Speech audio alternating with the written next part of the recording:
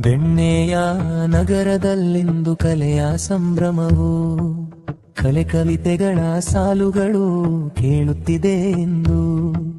ದಾವಣಗೆರೆಯ ಮಣ್ಣಲ್ಲಿಂದು ಸಾಹಿತ್ಯೋತ್ಸವ, ವಿದ್ಯಾರ್ಥಿಗಳ ಮನದಲ್ಲಿ ಮೂಡಿದೆ ಉಲ್ಲಾಸ. ಬನ್ನಿರಿ ಸೋದರರೇ, ಕೈ ಜೋಡಿಸಿ ಮುಂದಾಗಿ ಹಾಡುಗಳ ಭಾಷಣಗಳ ಕಲರವ ಕಟ್ಟೋಣ.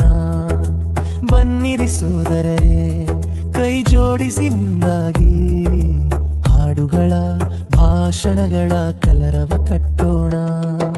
ಬೆಣ್ಣೆಯ ನಗರದಲ್ಲಿಂದು ಕಲೆಯ ಸಂಭ್ರಮವು, ಕಲೆ ಕವಿತೆಗಳ ಸಾಲುಗಳು ಕೇಳುತ್ತಿದೆ ಎಂದು.